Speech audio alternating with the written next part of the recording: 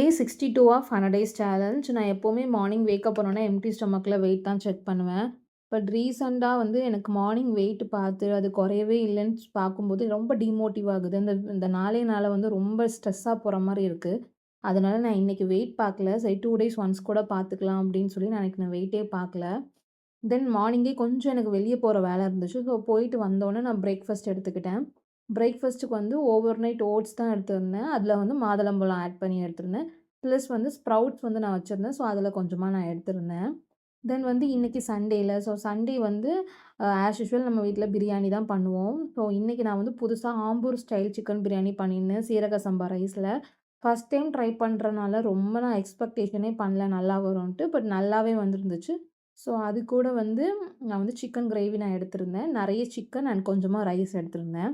Then evening வந்து நாங்க வந்து சர்ச்சுக்கு போயிட்டோம்.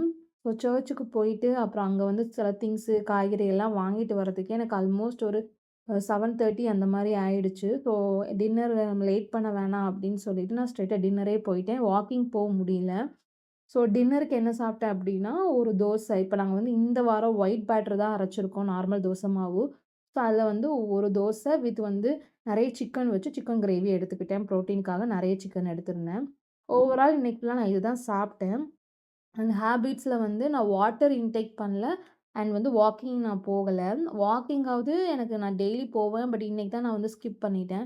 பட் இந்த வாட்டர் வந்து நான் லாஸ்ட் ஒரு 6 டேஸா நீங்க பார்த்தீங்கன்னா, டிக் பண்ணவே இல்ல ட்ராக்கர்ல. எனக்கு வாட்டர் வந்து இன்டேக் பண்றதே ஸ்டாப் பண்ணிட்டேன். பட் வந்து வெயிட் லாஸ்க்கு வந்து வாட்டர் இன்டேக் வந்து ரொம்ப ரொம்ப இம்பார்ட்டன்ட். நம்ம ஒரு 20 கேஜிஸ் இருக்கோம்னா, 20 சாரி ஒரு 20 கேஜிஸ்க்கு வந்து 1 லிட்டர் வாட்டர் கண்டிப்பா எடுக்கணும்.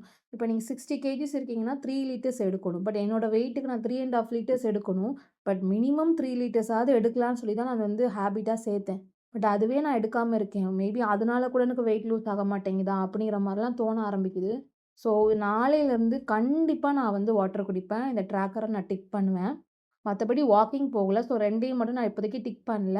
அண்ட் வந்து வெயிட்டுமே நான் மென்ஷன் பண்ணியிருக்கேன். அவ்வளோதான். நாளைக்கு பார்க்கலாம். பாய்.